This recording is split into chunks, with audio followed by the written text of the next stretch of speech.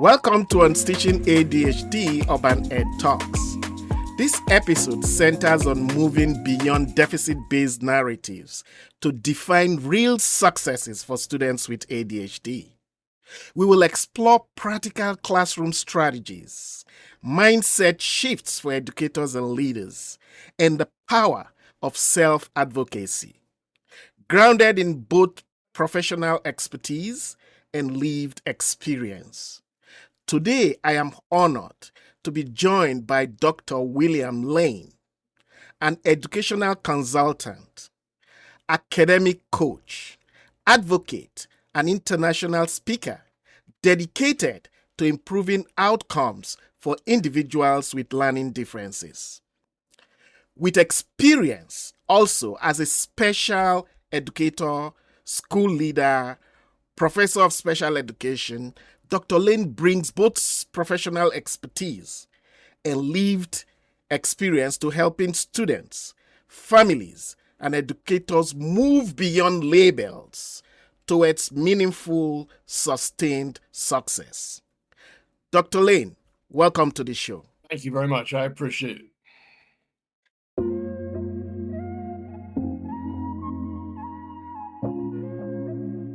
So let's start with your journey. So what really got you into working with students who learn differently, and how has that passion evolved? I myself have a learning disability. I have self-diagnosed myself as being on the spectrum. So I have real life experiences, and I know what the students are going through and what the parents are going through. And third, I guess, is what the educators are going through with those students. I put my parents through it. I put my educators through it. and I've lived it. It gives me a deeper empathy for the parents. And I think that's what's put me into this, because I'm looking at it from both sides, and I have that experience to say, look, when this is happening, this is what helps me. Not read it out of a textbook. I can tell you what has helped me, and we can try this with your student or your child.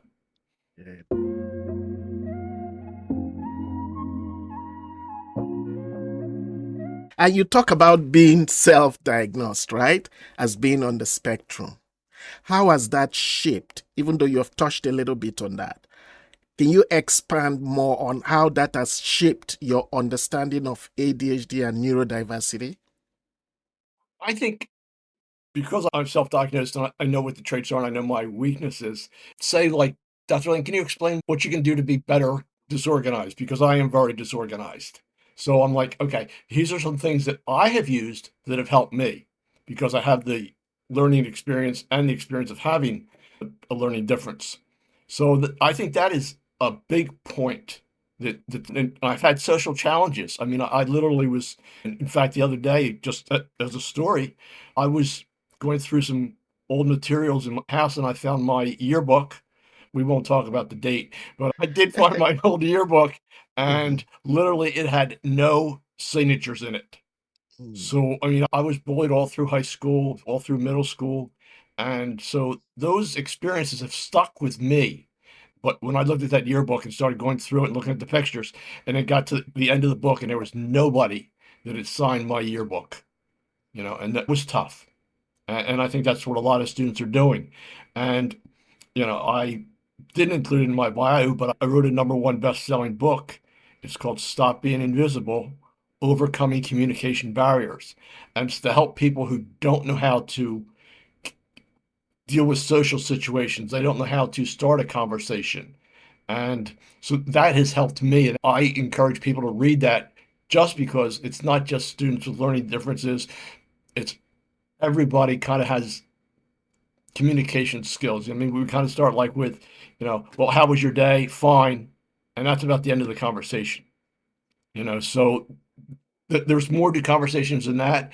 And I think people need to know that. And I think it would help society in general just understand other people's, because we're so busy with electronics and fast motion things that keep our interest that we don't have time to communicate with others.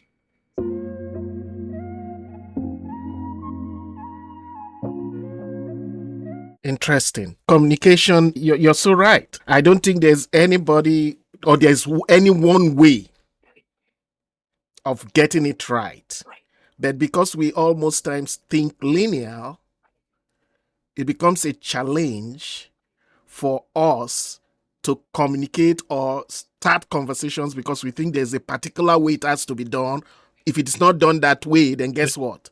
You were wrong, and Or you have a problem. it only takes that one failure to like, I'm not doing this again. You know, I mean, so Yes. it's important that when you do step out, that you step out kind of feeling good about yourself and like, okay, if this doesn't work, maybe I can try something else. Not like get it to your heart and like, I'm done having conversations with people. So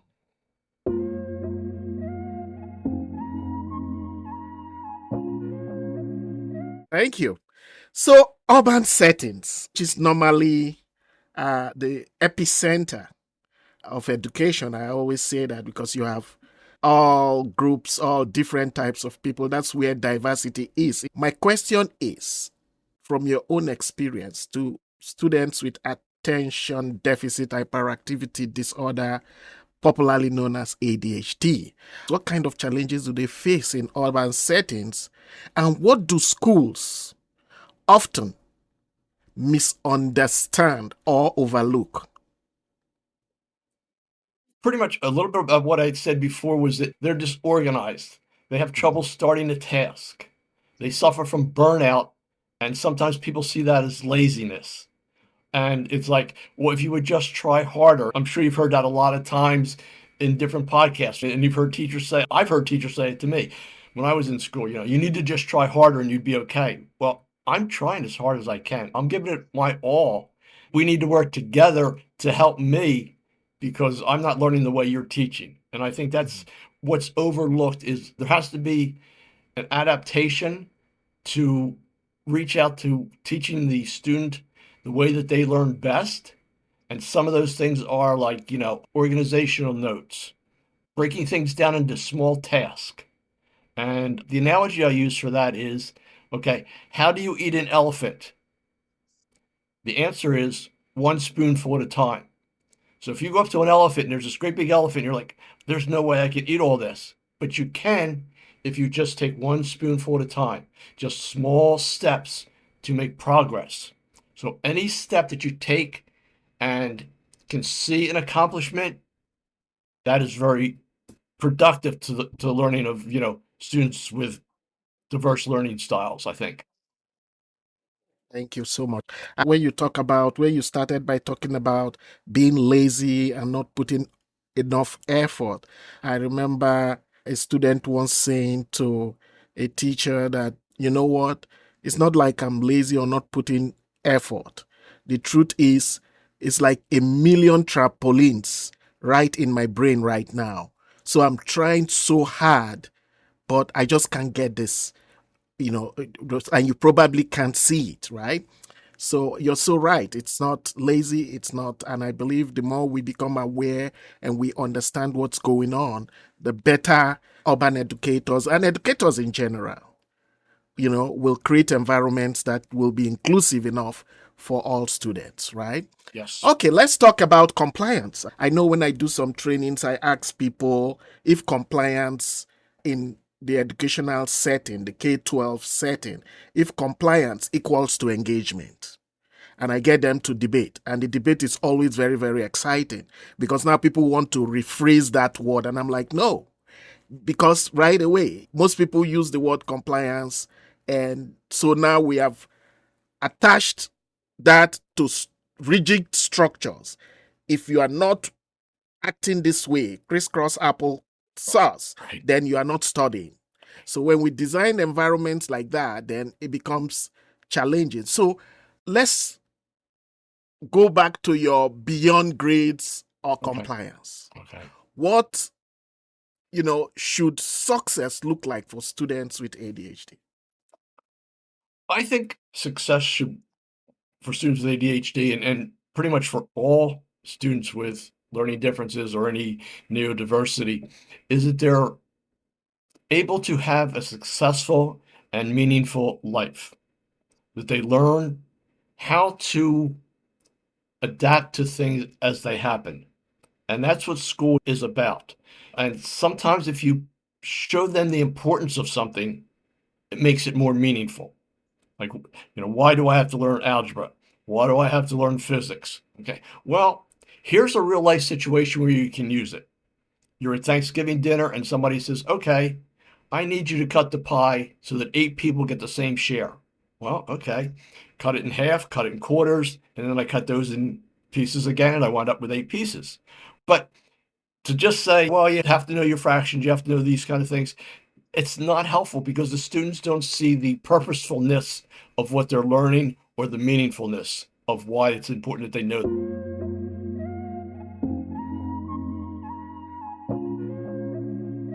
We say focus is not linear. And the ADHD brain is designed for distraction. Right.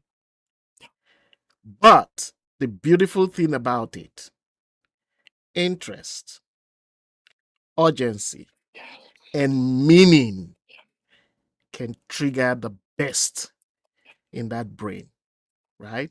So I'm so happy you mentioned, making meaning, and your story is talking about if it means, and does that not motivate all of us?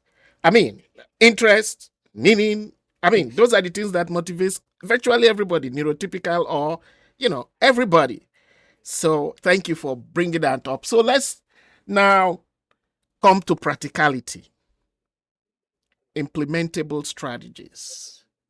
Can you describe or give us, say, 2 to 3 real support systems that can assist students with ADHD function in a real classroom?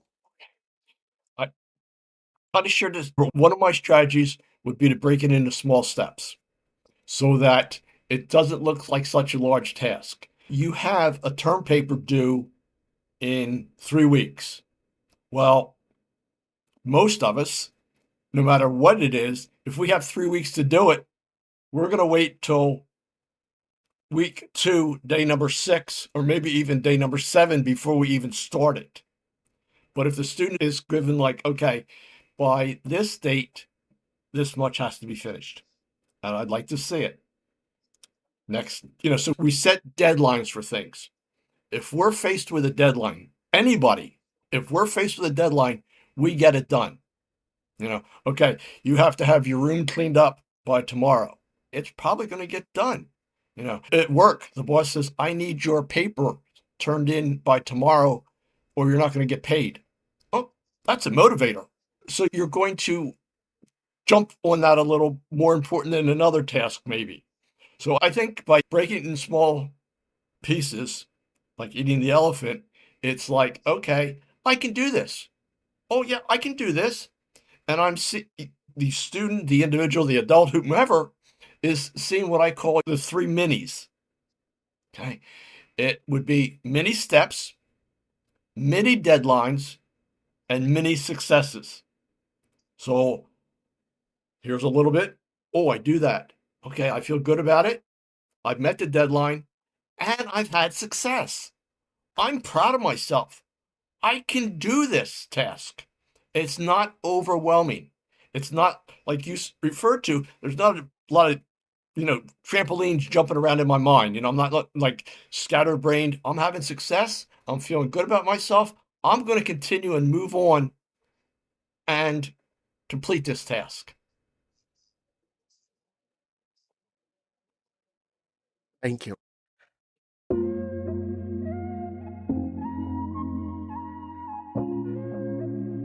Let's talk about mindset. Educators and school leaders. What kind of mindset shift do educators and school leaders need to make better support neurodivergent learners? What kind of mindset shift do you think they need to make? I would like to see them shift in the understanding that they're not alone. Mhm, There is support out there for them. mhm, And there's nothing wrong with asking for help. I think a lot of people see asking for help as a weakness. mhm. I don't want to go to somebody for help. I'll figure it out myself. And then when you can't, you're lost. The students are losing time. They're losing educational learning. And it's just like the shift has to be, it's okay if I go to an advocate or if I ask somebody else for help. Please show me what you would do. Like in my experience, when you had this problem, Dr. Lane, what did you do to make it better? What can the teachers do to make it better to help my child? Or the teachers will say, Dr. Lane, what can I do to help a child who's doing this? I think that's the biggest mind shift. You're not in this alone. You have other people to help you. You just have to reach out because we're here. And I say that for both you and I think are perfect examples of that. Mhm.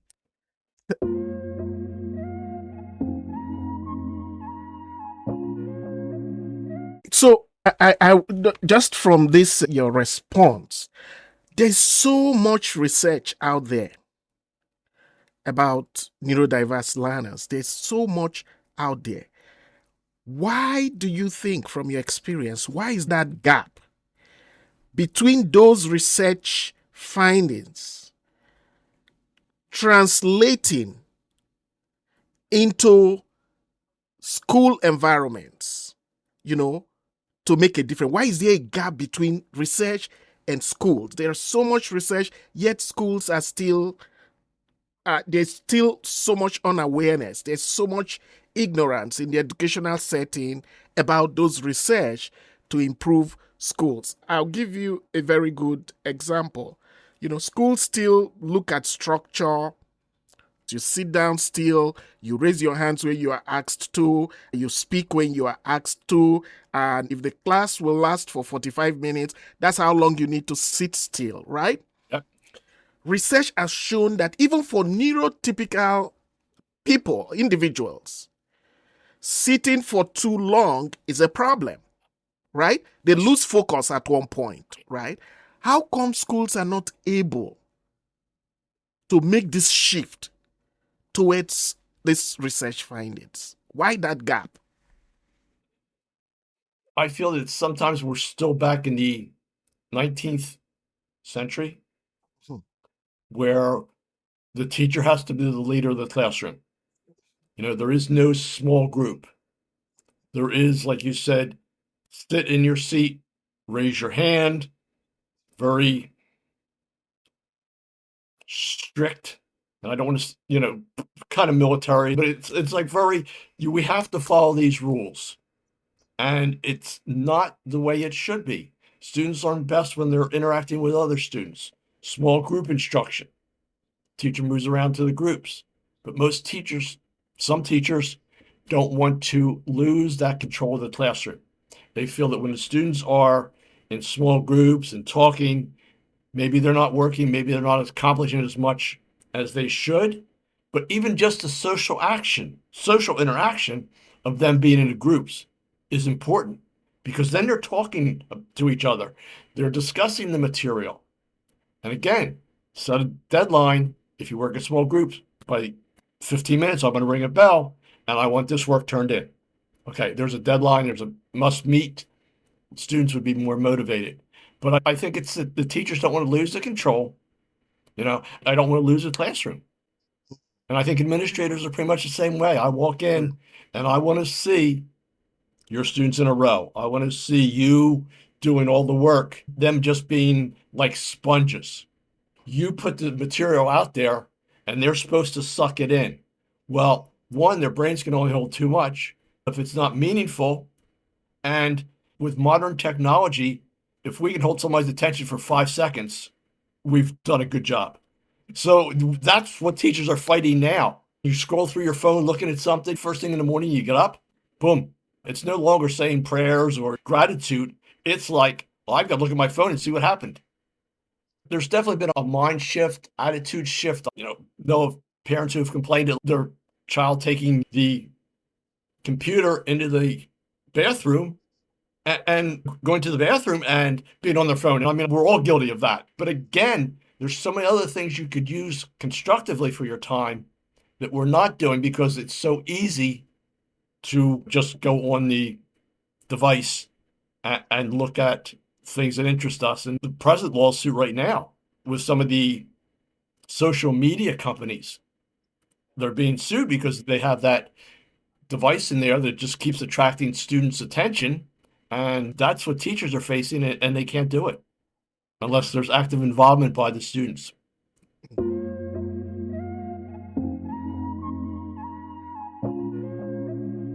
Okay. Thank you. Let's talk about self-advocacy, Okay. which we know is key to really helping neurodiverse learners really, fit into that, even though we use the word everyday inclusive, but inclusive still means linear, neurotypicals, right? How can schools, administrators and educators in schools, and families especially better support advocacy for students with ADHD? A lot of time. I think parent participation is so important. The parents have to be involved in the child's education. They were their child's first teacher. They taught them how to feed themselves, how to talk, how to walk, all these things, how to ride a bicycle. I like to think of it as, when there's a meeting about your child, if you're not there to share all that background information about your child, you know, this is what they do, this is what they like. I'm going to give your child chocolate because they did something good in class. Well, if chocolate is not a motivator for that child, it doesn't work. And the teacher's wondering, why isn't it working? But if the parent were there, involved in a discussion about the child, they could say, look, my daughter doesn't like chocolate, and therefore that's not a good reinforcer for her. So, parent involvement is so important. When you go to the IEP meeting, there's the parent and everybody else is sitting around the table. And I always say, everybody around the table has like vegetable soup after their name. And the parent's like, I don't belong here. You guys are the experts. You know everything. And that's not true. You know more about your child than anybody at that table does. You know more about them than the teacher does, because most teachers, like the first day before school, they get a list of students, they make name tags, put them on the desk, and they don't know who Sally Jones is. They don't know who Oscar is. But if the parent were to reach out and say, look, these are some things that work with my child, here's how you can help them. And I think parent advocacy is very important. I think in-service days for teachers need to be more meaningful. I don't think that in many cases, the time that you have to work with the teachers is used effectively by the administrative staff. Thank you. That's insightful. Um, if you could unstitch one dominant myth about ADHD in education, what would it be? And what truth should replace it?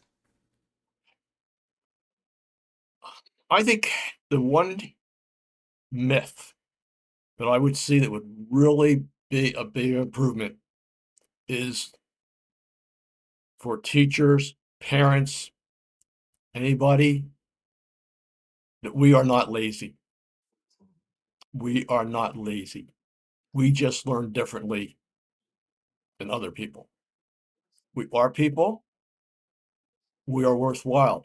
We just need to be treated in that manner. You need to find or ask me what works for me, what I would like to have you do differently.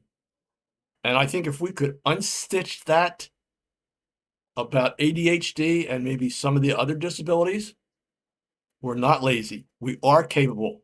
We can do the work. You just have to motivate us and give us a reason for wanting to do that work.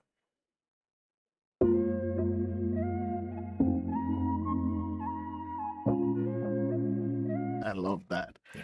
Now we have talked about all the challenges.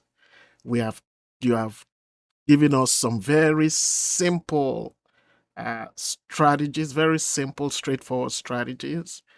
Now, I want to ask, because hope drives what we do. Human existence is based on hope. The hope of a better tomorrow, right. the hope. That's what keeps us going. Sure. So what gives you hope about the future of neurodiversity affirming practices in schools. Is there anything there that gives you hope? I think as I work with parents and educators, I see the hope that they're starting to ask, what can I do better for the child? What ideas do experts have? Educators are very busy all the time. Some of them have second jobs to support themselves. They go home to their own children. They've got families. They're fixing meals. They've got activities. The students are in after-school activities. So, you've got all that going on. And then you're saying to teachers, okay, we need you to learn this also. But I'm encouraged because I see educators and parents reaching out to experts like yourself and saying, okay, what can you supply to us? What can you give us? What ideas can you give us? I think the idea of this podcast is an excellent idea because it shows the parents and educators who watch it what they can do to help themselves be better and to improve the life of students with neurodiversity.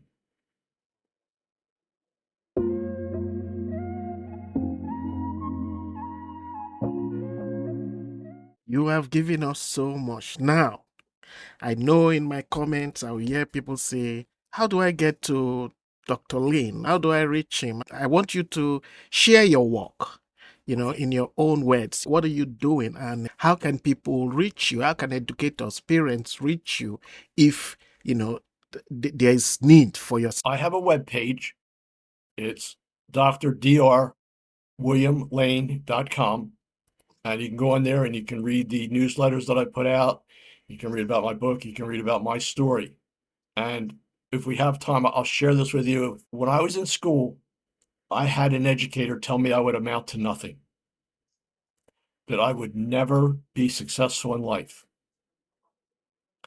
And this was an educator, and this was the approach they took to me.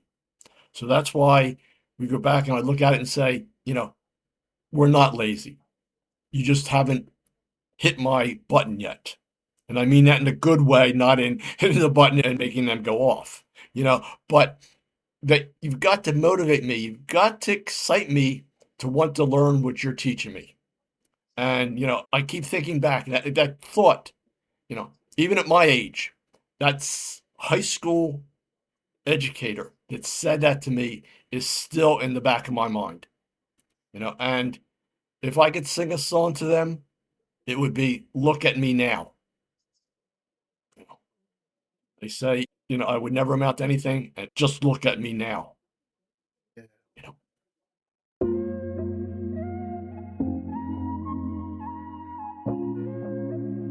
Dr. Lin, you know what? I always say when I do my professional trainings, I always say to teachers, educators generally, students never forget two people in their lives. The best teacher that made them feel seen and safe, and teachers that told them they will never amount to anything, not just only by their words, but by their actions. Yes.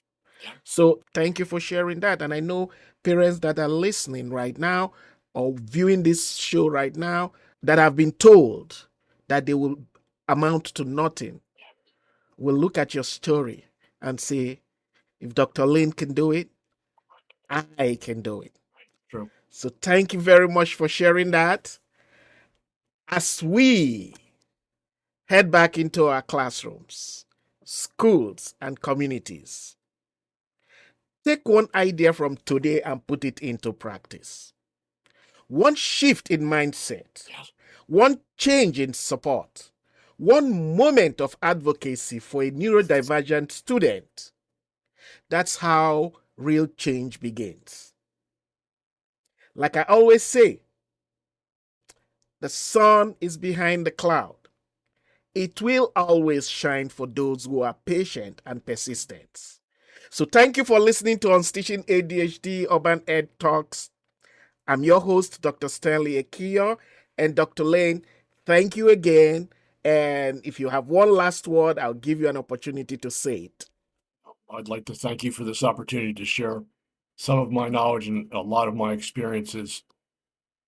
So thank you very much. We are And pleased please, to have you. please, I ask the educators and the teachers and the parents who are listening to please do what you're advocating.